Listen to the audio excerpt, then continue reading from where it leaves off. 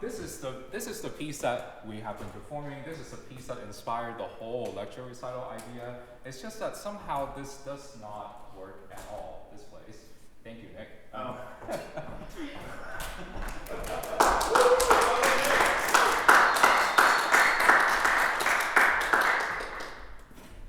But yeah, this is the piece that we cannot align whatsoever. So it makes you just think, why can't we align? Why can't we do this? First of all, for context, this piece is by Tyler Harrison, commissioned by Nick's I Exist project. This project aimed to highlight queer narrative in music. We commissioned queer composers, and both Nick and I are queer, and then we play and just give a better perspective for queer music. This piece is called Through Every Closet Door, and this is part of the quote from Harvey Milk: "If a bullet should enter my brain, let the bullet destroy every closet door." He is speaking of how he was, if he was assassinated by his advocacy for LGBTQ rights, then let it open a conversation, let it make more people comfortable being who they are. Harvey Milk was a huge opera fan, and this movement is an aria dedicated to him. Let's look at this music a little more closely. Upbeats are the places that we misalign the most, and lower register really doesn't help either, because when I play low register, I have to look to my left, but Nick is on my right. So the direction of vision is not towards the soloist. I couldn't align with him as well. But why here though? Because singers do this all the time. This is singer's thing. So why can't we align together? Let's look at Puccini's Gianni Schicchi. Here's Renee Fleming singing O mio babbino caro. Especially pay attention to how long that circled note is.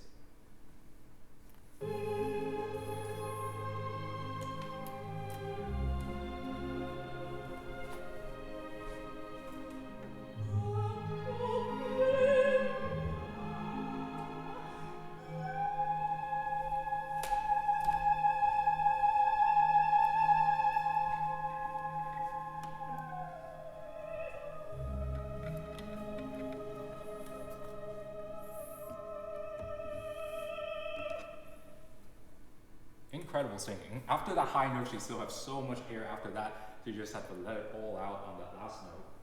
So why does it work for O mio babbino caro, but not for aria for Harvey, which is today's sort of central initial problem? So our favorite solution as a collaborative pianist is always look up the words. But the problem with look up the words is that we don't really know what this means. Even if after I look them up, I understand every word, then now what? Also, aria for Harvey has no words. It is a saxophone piece, but yet it still feels like there is some kind of ghosts of words in there, that something is in there manipulating time, and we don't really agree on how we see the piece. It is meant to be an aria after all, so it shouldn't surprise us that some word sounds like it belongs there. So this is, in today's lecture, we'll look at the cycle of three elements. There's language, which includes syntax and inflection.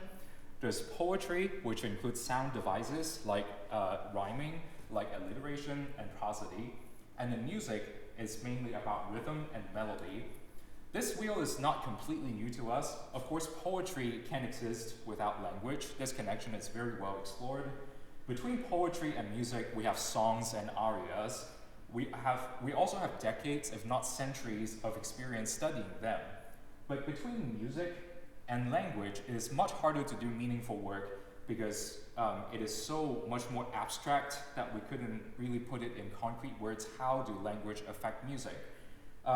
There is an idea that music is a language of its own, which is not exactly the concept we're talking about today. Today, our concept is more like, how does my native language affect how I hear music, hear or write music? So here is the agenda today. It's also in your program booklet. The first part that we're going to look at is how do instrumentalists shape music? What do they already do? What are we adding onto? The second part is what is prosody? This is the word that is the central word today. We'll talk about more in the second section. And the third section is how does language influence music? What are the different kinds of languages that music might influence the rhythm of? And the fourth part is how does melodic rhythm change with languages? It is a lot more concrete. What do we look for in music that may come from a language influence? And the fifth one is how does this apply to instrumental music so that we know what to do when we look at a piece of instrumental music that is completely blank. So I have two goals today. After today's lecture, I hope we all could use prosody as an additional tool to shape music. Different qualities might be prioritized in different situations, so it's not about this being right or wrong, it's just about we have one more tool to use. And the second goal is to identify stylistic characteristics of German Romanticism. What do we actually mean in this style? How do we identify them? And there are three main features that are function word pickup, unimportant word pickups, there are unaccented trailing syllables, and there are very often mid-measure divisions. So let's dive into the first section here. How do instrumentalists already shape music? So we can't really talk about it without talking about what tools are already in our toolbox. What can we manipulate in our music, in our instrument, to shape music to make it more interesting? So of course we have dynamics, we have volume and overtones, that if we play faster, play piano keys faster, we are not only affecting the volume of it, we are also affecting how much overtone we produce. We have time, that is both tempo and rubato. The steady tempo, how fast we are going, and also localized places where do we take more time or less time. We have timbre, we have the quality of sound that perhaps it's not as much, perhaps like instrumentalists might be able to manipulate a little bit more than for pianists. There is pitch, vibrato, or portamento, which we as pianists cannot do. There is silence, that we just use a moment of silence to highlight what I'm going to say next. And of course, there are many other things that I could be thinking outside the box, like extended techniques, or just simply other things I have omitted here. These are the tools that we can use when we see a score like this that is completely unmarked. Well, not completely unmarked, but there are very minimal shape markings so that we have to do a lot of decisions how to make it more interesting to our audience. Then we look at what clues do we look at to decide how to use these tools, because we don't just take a toolbox out and use everything in the tools for every situation. That is not going to work that way. So the first thing that I like to look at is markings, especially slurs, because slurs can mean a lot of things. They can mean maybe bowing, they can mean breath, do this in one breath, they can just mean legato over all the notes, they can also mean just a grouping of notes. The next thing I look at is phrasing, which is something that we will talk a lot about today. Grouping notes that form sentences, grouping notes that make sense together, and also harmonic tension. Where does harmony have dissonance, and how do we resolve them? There is rhythmic drive, that placement of downbeats might affect how we shape music, how we hear it. There is also tradition, that simply who sung the aria this way, who sung the cadenza this way, who played the cadenza this way, that we would just follow exactly what they did. There are many, many other ways to think about, there are many other clues, such as instrumentation, such as feedback from your peers or from a teacher, just your gut feeling or just your personal style can affect how you shape music. These clues don't always point at the same direction. Sometimes they fight for the same resources that are dynamics, timbre, time, silence, pitch, all the things down there. And today I am not going to help with this fight because I'm introducing a new fighter here that is prosody. Prosody might be a new word for you, but if it is, no worries. We will get you caught up very soon. Let's look at what Pablo Casals, the cellist, have to say about how words can shape music.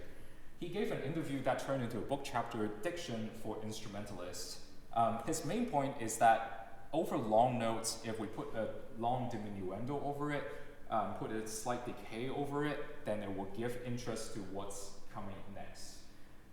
We pianists, of course, have no choice over that matter. Once we play a note, diminuendo happens. But for them, that is a conscious decision that they can make. His view is that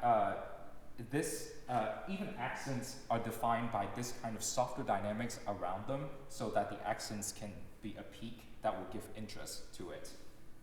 So for example, this is the example that he used. A horse, my kingdom for a horse. Here, my, and for needs to be short and soft for these accents to pop out. Otherwise, it just sounds like always loud. A horse, my kingdom for a horse. It's actually a lot harder to understand what I'm saying. Also notice how we speed up when we get to kingdom for a horse. It's almost like a group of 16 notes there.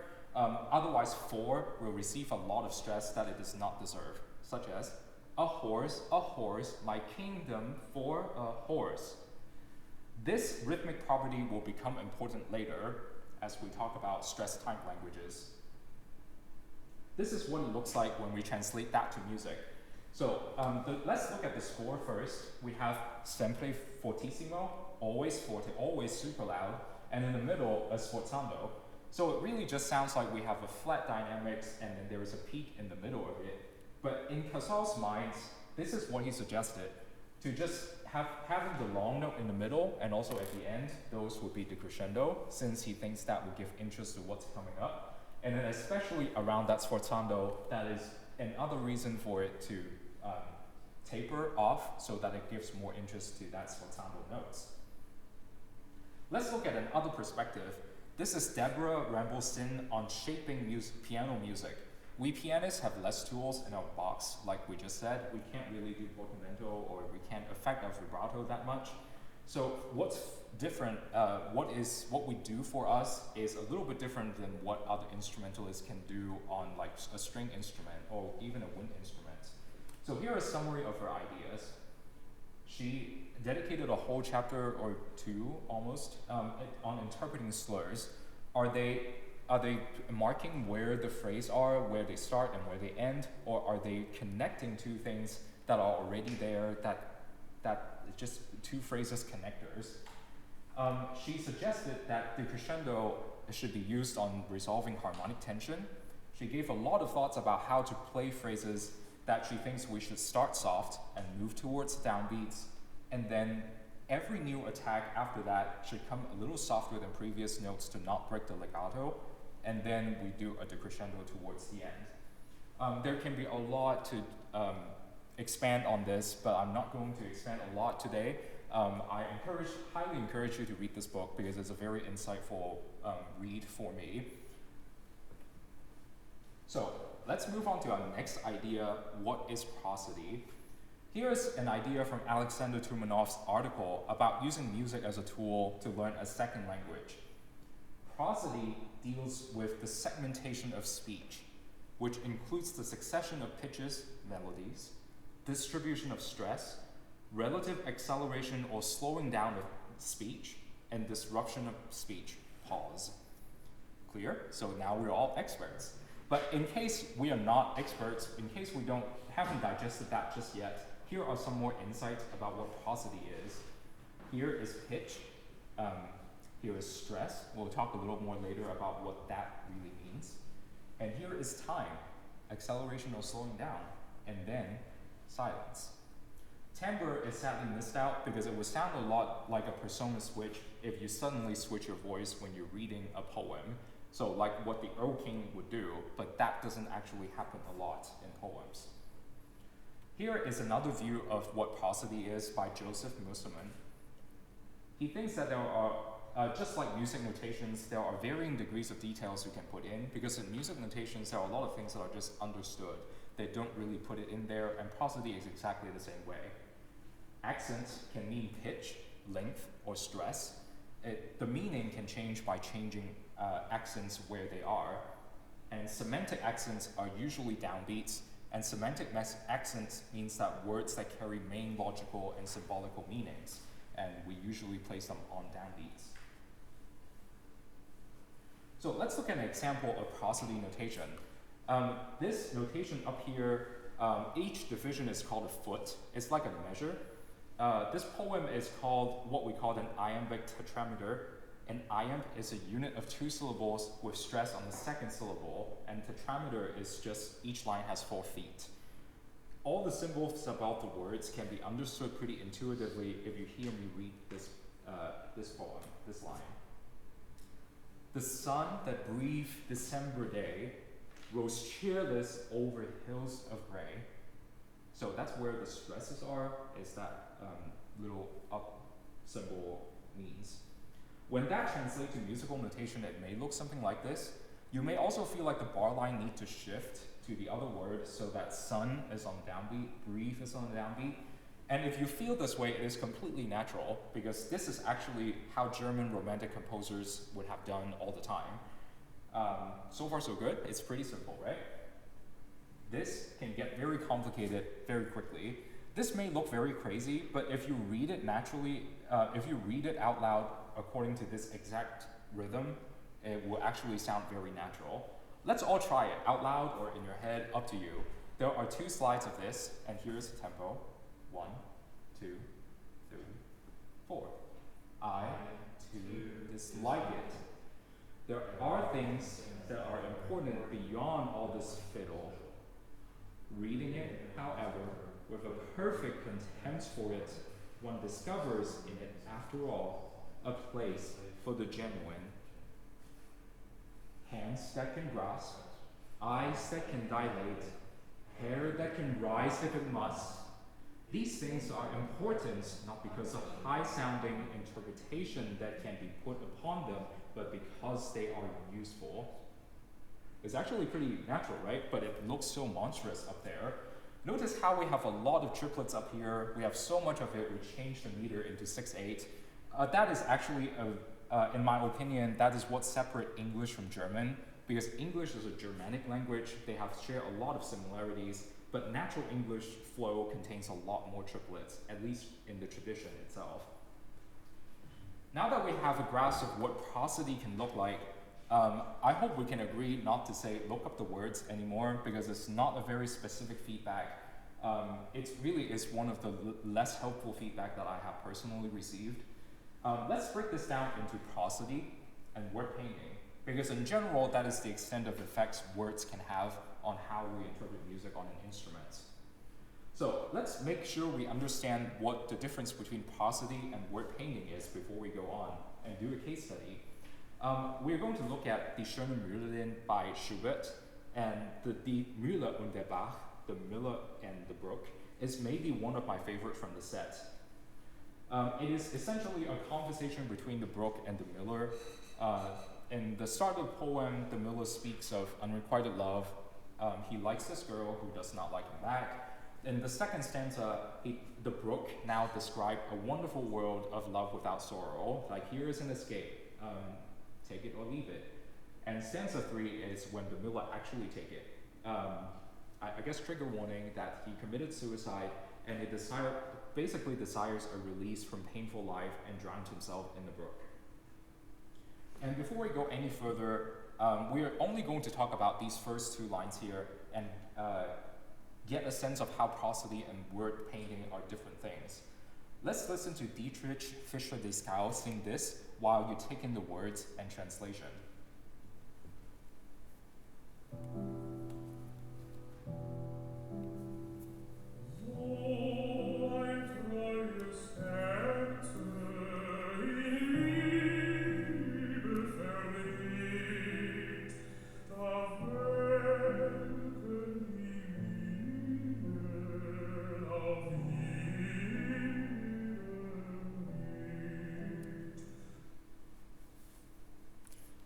So word painting happens when some elements of the music reflect what the text is saying.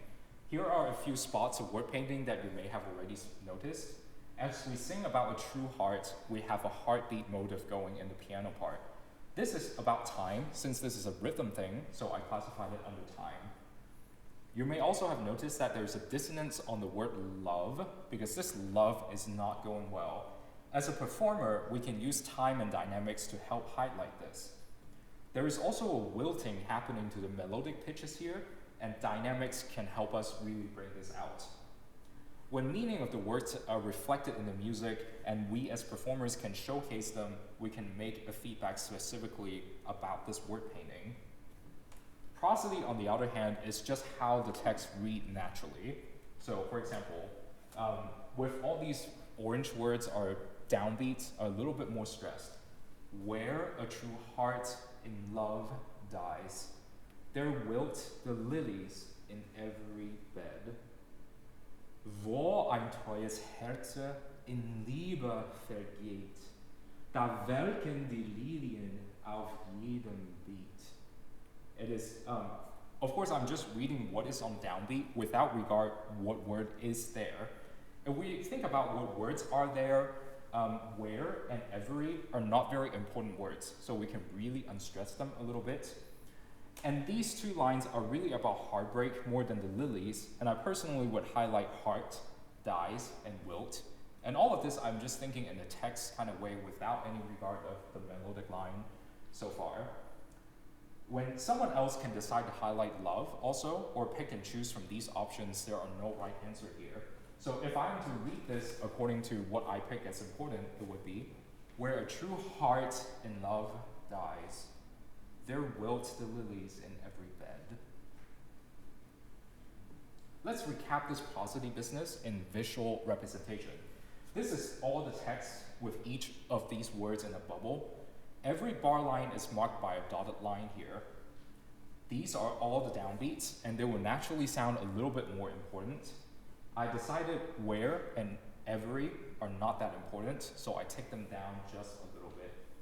And then I decided these words are semantic accents, where the meaning of the lines are, that conveys the central meaning so that we push it up a little bit. And then we can shove all the function words down a level down, because they don't really convey any meaning at all. In, there, the, in, they just have to be there to connect words. Some of these words might have more than one syllable, so we have to make sure that the stresses are in the right place. Herte, vergeet, and welken. So now we have a shape roughly like this associated with this tune, simply because of the words and not because of the music so far. If we also think about the music and the word painting, here is the whole picture. So that now there is a heartbeat going before all of these words started, and there is a painful love that is in purple, and then there is a wilting happening. Let's hear it again, and let's see if you can hear some of these shapes out of his singing. There are some choices that he has made that is different from my graph, and I wonder if you can pick them up.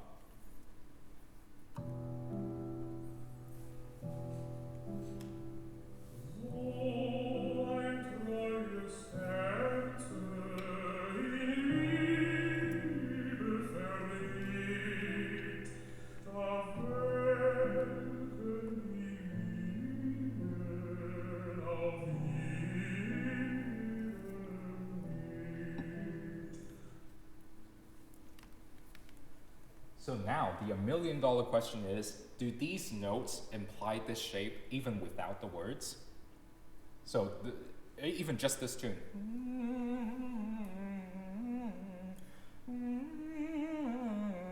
Does it already imply that there is a shape right there? It is a very relevant question because Liszt has a transcription of this song for the piano. I talked to a vocal coach before, and they believe that an instrumentalist can do whatever they want in this case because they do not have words to guide them. But is that really the case? Or should we still honor the text and the shape? I personally want to argue that we still have to think about the text here, even without the words, that can affect dynamics, that can affect time, and affect silence, how much silence you put in, that we can use for our interpretation then. So now we can move on to the third section, how does language influence music? Neuroscientific studies show that music and language really share the same neural process in your brain, so that when you use one or the other, it stimulates through the same area of your brain. In a wheel of the three elements, this is precisely the connection that we are looking at today. I have found language can affect rhythm, which we'll look at extensively today, and melody, which is an implication in tonal language. My native language is Cantonese, it is tonal, and you cannot just put any word on any pitches, otherwise it would sound really strange. When we talk about rhythm, the nature of the language has very different effects on rhythm. Today we will compare and contrast stress-timed languages and syllable-timed languages. So what are these stress-timed and syllable-timed languages? English, for example, is a stress-timed language, so is German, because English is a Germanic language. It means that stressed syllables are all at about the same intervals apart. On the other hand, Italian, Spanish, and French are syllable-timed languages. Although there is a little bit of dispute on French, it means that every syllable are about at the same interval apart regardless of the stress. I wanted to find something that would demonstrate these languages. If you don't like flying, I apologize for the upcoming videos, because I have found that flight safety demo is about the best demonstration of languages that as it is spoken every day. I have two versions of the same segment of the video here in English and Spanish. Here is the English version, and notice how important words are about at the same intervals apart, especially when he talked about where the exit doors are. Aircraft has 8 emergency exits, 2 at the rear, 2 behind the wing, 2 in the middle, and 2 at the front. Locate the one nearest you. Refer to the safety briefing card for instructions on how to open them. Emergency exits are equipped with a slide. So for that, 2 at the front, 2 at the wherever it is, 2 at the da, 2 at the da, 2 at the da da da, 2 at the da. So you can almost always clap where the stress are, and they are same interval apart. Here is the Spanish version. As the sentences are running, every syllable takes up about the same time, like a little steady motor going. It doesn't mean there are no stop in the speech, but it just means that when it is going, it is pretty steady. The bit about exit doors are not as equal in length as English, as you can hear. Cuenta con 8 salidas de emergencia, 2 en la parte posterior, 2 detrás del ala, 2 en la sección media y 2 al frente. Localice la más cercana a su asiento. Para su apertura, consulte el instructivo de seguridad. So why don't we try it out ourselves? In English, as long as the semantic accent words are the same, it will take about the same amount of time. So feel free to say these examples aloud or say them in your head. The base of this sentence is cows eat grass. So for the purposes of this example, we'll put equal stress on cow and grass. Cows eat grass. Now let's add one word. All cows eat grass, which is a phrase to memorize the notes in the spaces in the bass clef. Let's keep going. We'll just keep adding words in between cows and grass and see how we're just squishing the words together to make room for more words. All cows eat this grass. All cows will eat this grass. All cows will always eat this grass. It really takes about the same time, as long as you are stressing the two of the same words. Notice how there are no other semantic accent words in all these phrases. As long as cows and grass are the focus, it will take about the same time to say it. We can deviate from this. We can add a stress somewhere, like in any of the other words, and we will go through every one of those because it's fun. Let's experiment with this. There are 5 unaccented words in this sentence. Let's now try and make all an accented word. So it now sounds like, all cows will eat this grass. So what I'm really saying is every last one of these cows will eat this grass, for sure. Let's try will. All cows will always eat this grass. So it's like they had better eat this grass, otherwise I'm just gonna send them to slaughter, maybe. And let's try a different one. All cows will always eat this grass. Of course they will, eventually they will, because always, I'm stressing a time thing, and eventually they will eat this grass. Let's try eat. All cows will always eat this grass. Of course they eat it. Otherwise, what do? They drink it or they mow it? That's not possible. We can also stress this so that all cows will always eat this grass. So it's now I'm really saying this is the best grass I have ever. Why would they not eat it? That's what I mean, right? So notice how we've been through all possible options for an additional semantic accent words, and each of them gives a different meaning. It really reinforces the idea that English is a stress time language. It really depends on what you put on that interval that is stressed. So now let's go back and look at the Spanish side. The more words we have, the longer it will take to say, and all syllables are relatively even. And I apologize for my Spanish, it is not my strongest suit. Las vacas comen hierba, todas las vacas comen hierba, todas las vacas comen esta hierba, todas las vacas comerán esta hierba, todas todas las vacas siempre comerán esta hierba. So all of these things, it just kept getting longer and longer. It's not like English where it's just the same length all over. This difference will show, especially when it comes to music in these languages, and also, so such as in German and French, which is stress time is German, syllable time is French, and they will sound different, and I will show you how. Let's look at an English example, which is a stress time language. Let's look at Let Beauty Awake by Vaughan Williams. This poem is about how there is beauty in the start of the day, and at the end of the day, if you're intentional to find it and create it. This is the full poem. I'll read the first stanza to you now, and I hope you'll pay attention to how I'm going to squish all the unimportant words to put all the important words at about the same intervals apart. Let's beauty awake in the morn from beautiful dreams, beauty awake from rest. Let's beauty awake for beauty's sake, in the hour when the birds awake in the break, and the stars are bright in the west. This is not the only way to do this though. We can extend the interval and make longer intervals between accents. So such as, let beauty awake in the morn from beautiful dreams, beauty awake from rest.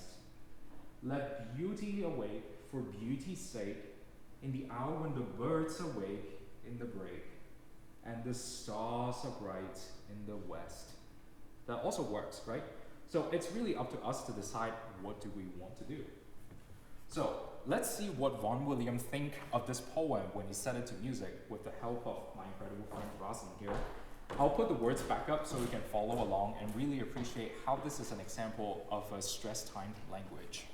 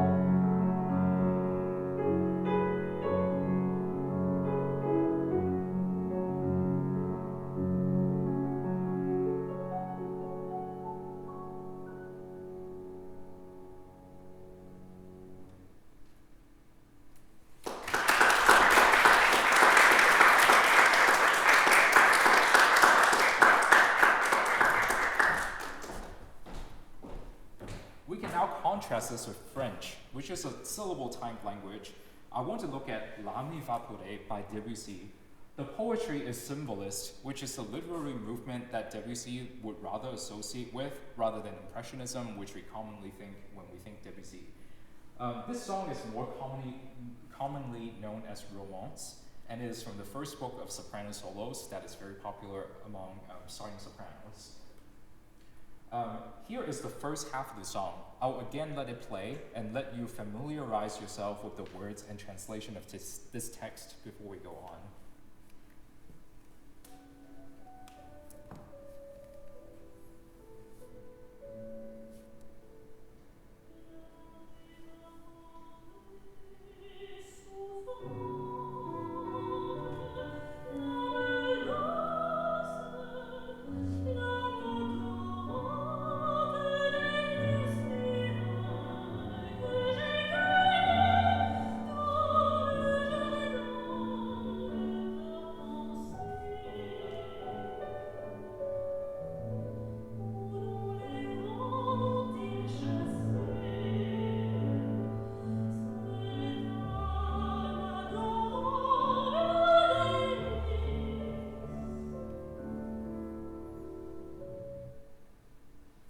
So very lovely piece by Debussy. My first impression of this song is that there are a lot of eighth notes on here. It gives a very ethereal quality that is not at all stress-based. It simply has a flow of the words that sometimes gets suspended because we want to linger, because we like that word a little bit more, but then not at all dictates how the song goes, like English words or English songs or German songs usually goes. Not only that, functional words often get put on strong beats in French music, and I have yet to figure out why. Here, the is being put on a strong beat, which is not meant to be stressed. There are these words in and this that are being a little bit like an upbeat, where it's kind of important, where if a singer is not careful, it will sound like a strong beat. Such as that I have picked in the garden of your thought. If they're not careful, it might come out like that. So if all of this sounds like just a feeling thing, just you cannot quantify this sort of thing, here is a counterexample for that, where this is not just a feeling thing. There is an empirical comparative studies of melodies by composers from Italy, from France, and from Germany over the centuries. This data is compiled by the use of NPVI, or the Normalized Pairwise Variability Index. And I hope by how it does not roll off my tongue that you can tell that the full name is not that important. They were attempting to show that there are influences between these nationalistic styles, national schools over each other over the centuries. So what is this NPVI thing? That's again what it's short for. It is used to study languages normally, but in this case it is adapted to study melodies instead. It compares the rhythm of one note against its neighbors to see if there is a big difference between those. So for stress time languages, they tend to have higher NPVI values because you squish words in between two important words, and then the length of these words will vary a lot. Syllable timed languages tend to have lower NPVI values because each of the syllables are about the same length. It's just like a little motor going. Here is what the process looked like. Every note of a melody has a duration number assigned to it, and in this case, that is how many 16th notes can fit into the duration of one note of this syllable. So for example, 16th note would be 1, a dotted half note would be 3, and a quarter note, I can fit 4 16th notes in there, that would be a 4. And then they are compared to their neighbors to see how quickly they change. So even a simple dotted rhythm can give an NPVI index of 100 pretty immediately, because if they are exactly the same, it is going to be a 0. If a simple dotted rhythm is 100, if it is a little bit more dotted, it gets to 150 and 175 to a maximum of 200. They found that French and Italian as stress-timed languages, as syllable-timed languages, also have lower NPVI in songs. German, on the other hand, being stress-timed, is much higher. They have found no significant difference in instrumental music, meaning that instrumental music was influenced by the same tendencies of these native languages of composers, despite not having any words associated with them. What they found was very fascinating because this is the NPVI level that we expect of their songs. Given how languages function, this is what we just had in the last slide. But in the Baroque period, German music has a very low NPVI value. They theorized that Italian music was very popular at the time, with Italian operas spreading everywhere. They theorized that this influenced German composers, to write like Italian composers, leading to a more uniform rhythm and lower NPVI value. In the classical period, French music has an abnormally high NPVI value as the music of Mozart and Beethoven become more popular.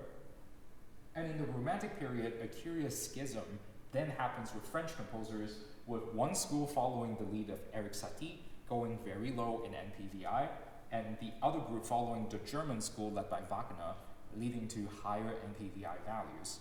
Notice how German music in this period has even higher NPVI value over this period of nationalistic movements. In your booklet, I have included this little graph that they have prepared for all the NPVI values they calculated for different composers. I have personally found it super interesting. I hope you will enjoy reading it, and feel free to draw whatever conclusion you will from this. I just want to point out a couple names in this. You see Bach's name in here, J.S. Bach, with very low NPVI, because think about it, his music has a lot of the same, a lot like motor 16 notes going, and his perpetual motion figures really leads to a lower value in this. You also see Wagner's name here all the way up high, and there are some French composers who had studied with German composers at the time, and they are up there, right up there with him. The rest is for you to explore. So let's go on to our next section. How does melodic rhythm change with languages? So this is very concrete things that we can look for in German music to figure out how languages actually influence music. First of all, I noticed that German music tend to be very driven by upbeats. Unimportant syllables will trail, especially with plurals and conjugations, but sometimes just a regular word would have a bunch of trailing syllables. And also, division of phrases often happen in the middle of a measure as a result of number 1 and 2. So here is an example. I will again let you hear Gretchen am Spinata, and then take in the words before we discuss it any further.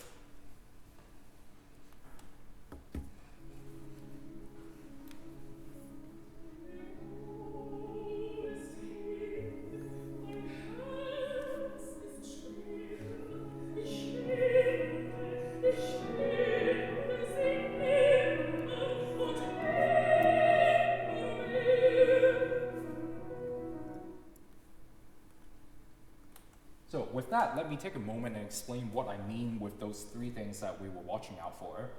The upbeats will drive to the downbeats. Like in the very beginning, meine Ruhe. Meine or my doesn't really say anything. It needs rule to be completed. Because chances are if I say my, and you'll immediately wonder my what? So my calm is what it's talking about here. Schubert knew this, and that's why meine is on shorter note values, and Ruhe is much longer and settled. Similarly, it happens with my heart. I find is here, is heavy.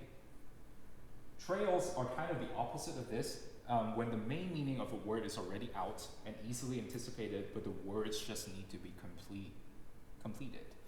So, for example, you don't really need me to say Paul to know that I'm going to say for example. Here, I find is a good one. Ich finde, the de is not important. Never is another one, nimmer. And then you can also argue that find them, finde sie is another one, and nevermore, nimmermehr is also another one of these trails. Divisions are the most straightforward concept here. It is just wherever it makes sense to take a break or take a breath. So a clear one happens here in between the 2 phrases, and another short one is here. And then notice the duration of these rests, notated in these spots, actually correspond to how important this break is linguistically. The less important break has an 8th note rest. The more important break has a quarter note rest. This happens to note durations too, because not all upbeats are created equal. Some are more, some can receive more length, so that it can give more emphasis to what that function word is, and it can also connect 2 halves of the phrase so you're not tempted to break the phrases apart.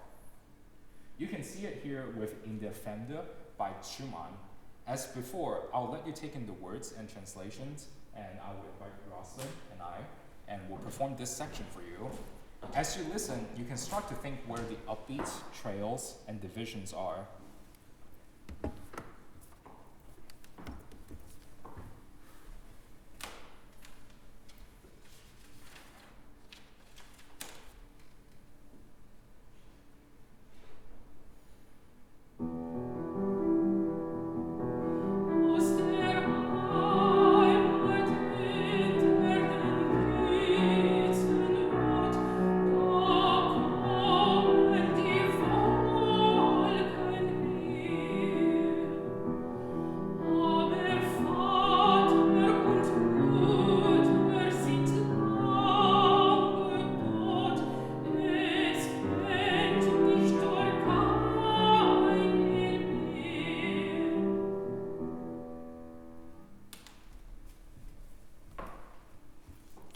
So in this place, now that we know what the words are, let's look at this in a little bit more detail.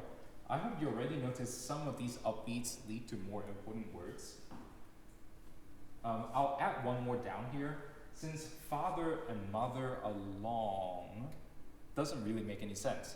Father and mother along dead or long gone is really the phrase. So it's really a more bigger upbeat towards dead. There are plenty of trails in this little section. Notice that in the middle, after clouds or Vulcan, in or hair is a part of the trail, even though it is a downbeat. As divisions go, this is the obvious one with the quarter rest. What is not obvious here is da. It acts as a connector between the two parts of the phrases. If it were an eighth note, it would have a tendency to break the phrase apart.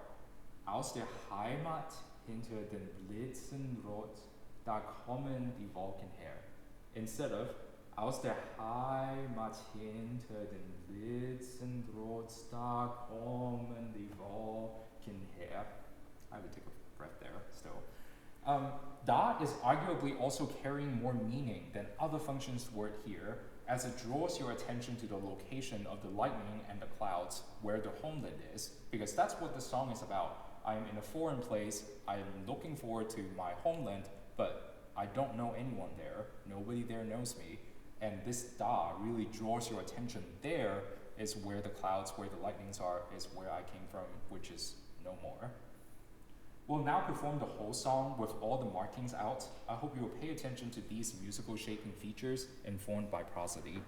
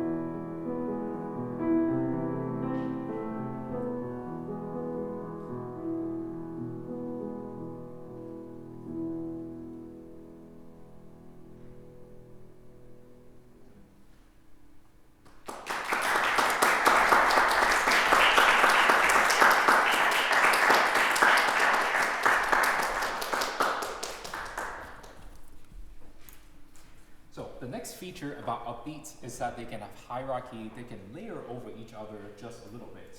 So it's a little bit like a hypermeter upbeat, where a groups of notes lead to another groups of notes, or a groups of notes trail after another groups of notes. It's not just one note to one note.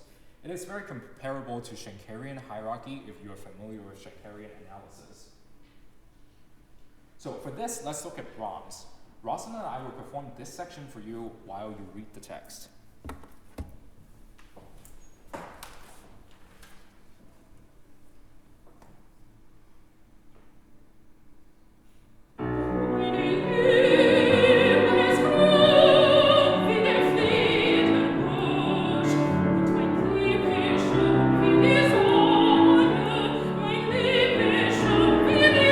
Oh this little part, let's start with the obvious ones. The trail in the words are rather clear, as are the divisions and repetitions. These are the shorter upbeats that we discussed. The translation will make it really obvious why they are pickups. There are some connectors that doesn't lead to downbeats, but behaves like an upbeat, like is beautiful, is beautiful. The next one is a hyperunit, that my love is green like the lilac bush. We can think of my love is, it's really a big pickup towards green, and then like the lilac bush is just a long tail. My love is green like the lilac bush. The same goes for my love is beautiful like the sun, except in this setting, the destination is more really towards the end where the sun is, and my love is beautiful like the sun is really what's more like going on here. I'm going to leave this up as Rosalind and I perform the whole piece for you, and the text and translations of the whole song is in your booklet.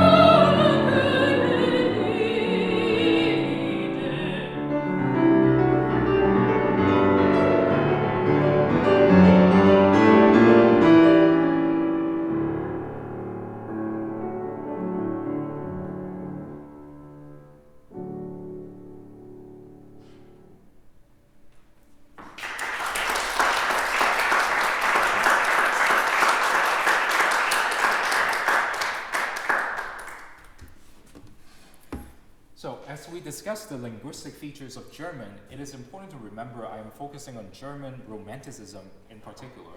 Even Beethoven did not adhere to this style nearly as much as more centrally placed Romantic composers. German Romanticism often highlight the loneliness of a solitary male figure, a hero, and death as a return to the earth peacefully. So if there is anything in a song title that's in a piece title that suggests something like that, that is a place to watch out for German Romanticism. Its influence is not really limited to German composers, but also some French composers as well, like Fauré. Let's now look at French, because in general, these properties don't translate to French music that well. In French music, I have observed that mostly downbeats are blurred. There are less reliance on upbeats, and metric downbeats often hold unstressed words, like what we just looked at before, the could be on the downbeat.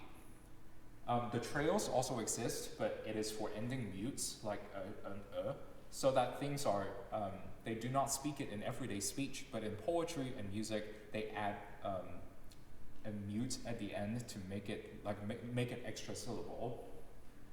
And there are also more equalized rhythm that is not as stressed based. So let's look at an example, Chanson Triste by Dupac. Rosalind and I will perform the second stanza here for you.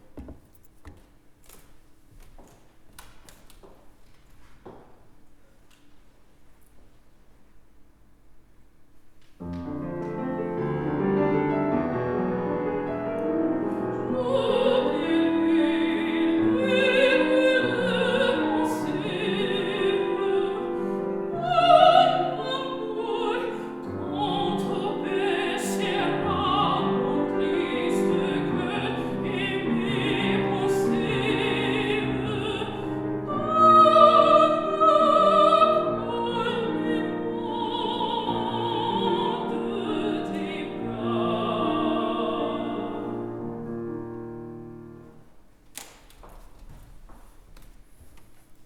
Before we go on, we have to talk a little bit about the linguistic properties of French and where typical accents are. In French, primary accents often happen at the last syllable of a word. So if the word is oubli, forget, then the stress is on bli. But if you change it into future form where the word is oublié, then the stress will happen at de. Accent d'insistance can also be a secondary accent, and that often occur at the beginning of a word. If a word begins with a vowel, then it's it's the second syllable that receive it, oublié. Or you could, if it is starting with a consonant, then you would have j'oublié. Then you would highlight the jou a little bit more so that people will pick up the word. So what this means is that phrases in French often flow towards the end because that's where all the accents, linguistic accents are, and maybe a little bit of stress at the start of important words, but in general they flow towards the end. So if we are to do what we did with the German and pick out some important words, these are my choices.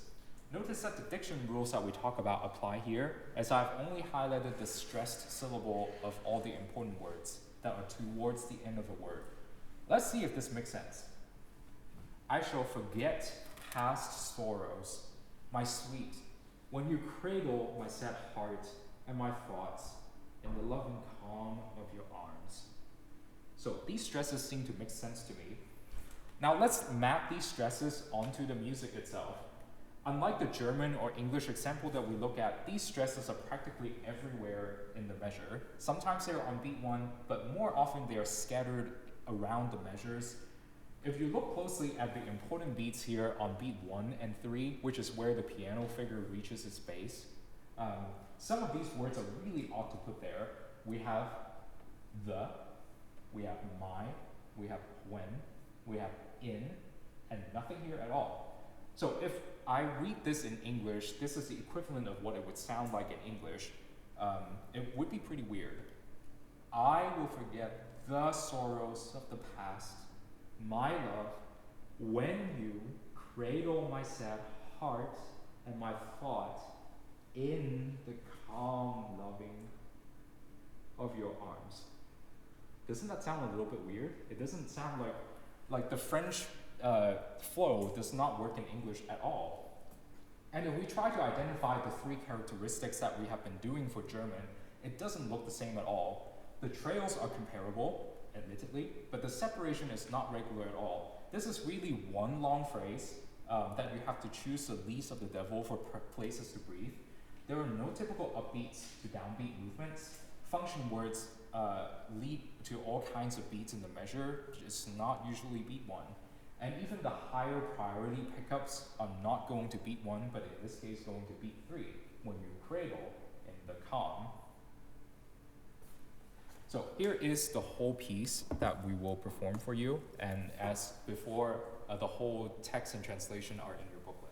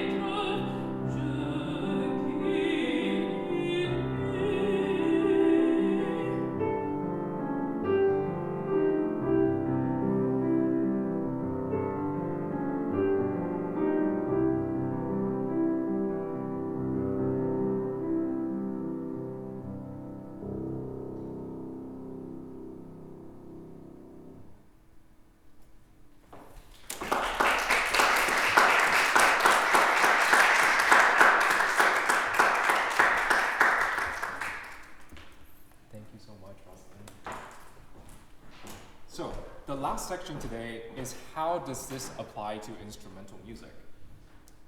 If there is a piece that is in German romantic lied style, what we'll be looking for are energizing upbeats, trails of unstressed notes, and I would personally try and avoid dividing phrases by measures if it is logical to do so.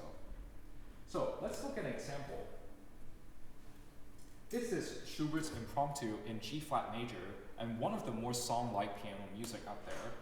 Let's listen to these 8 opening measures to just get an idea.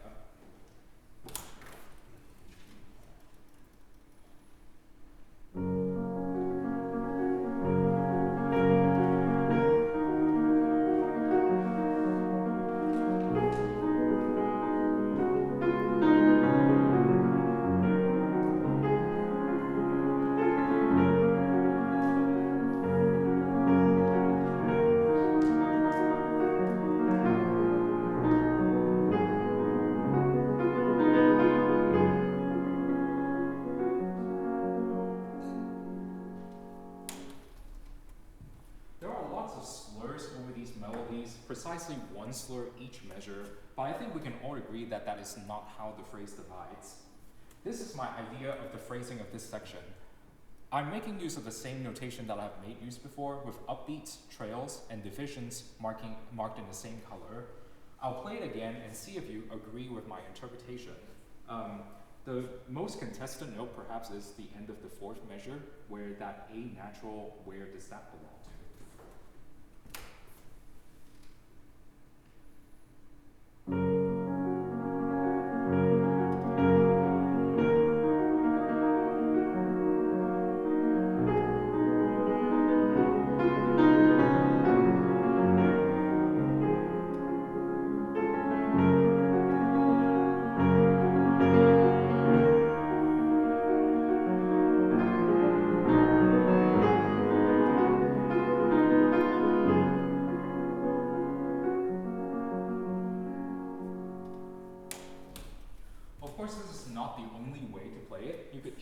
Different trails or different upbeats than I have.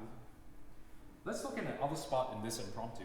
If you have played this piece before, you may know that there are a lot of tricky spots that seem to have no obvious way of dividing up the phrases.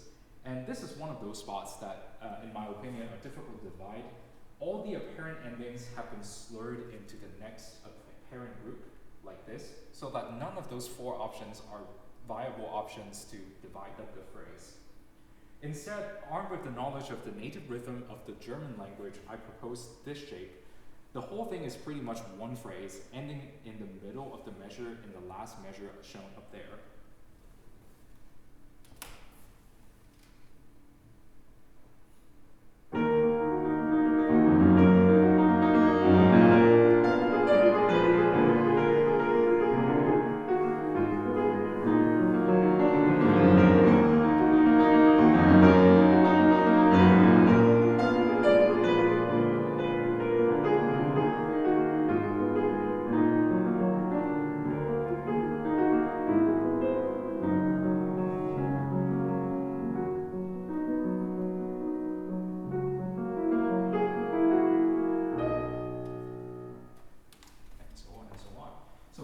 The most sense to me, but of course there can be other interpretations of this.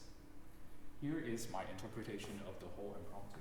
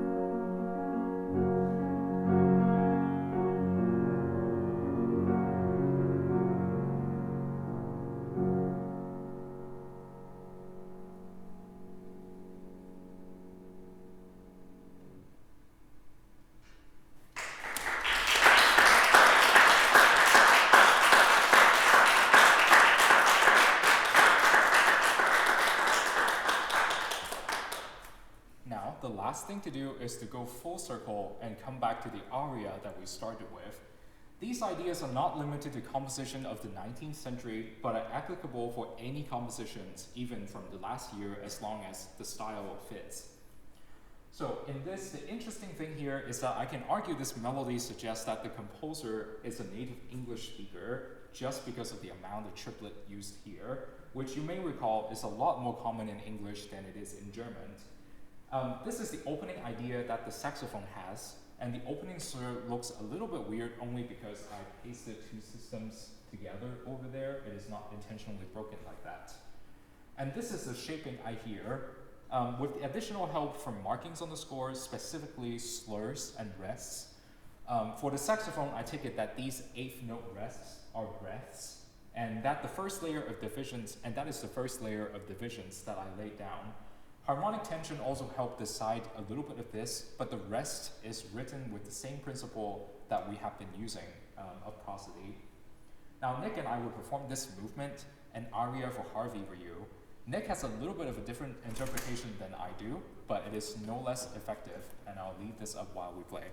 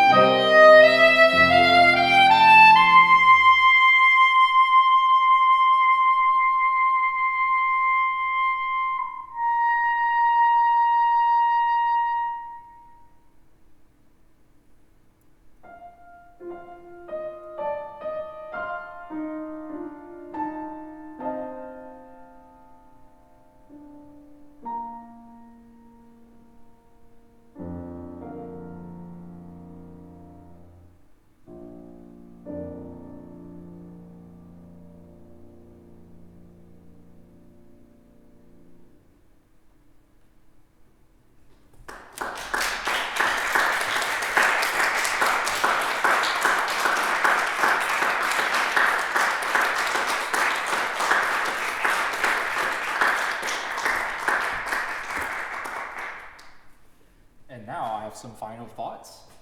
Music, like language, can have meanings changed by different stress patterns.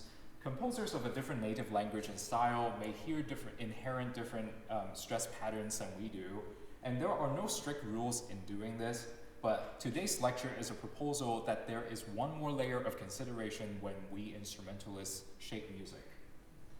And that is all I have for you today. Thank you for coming.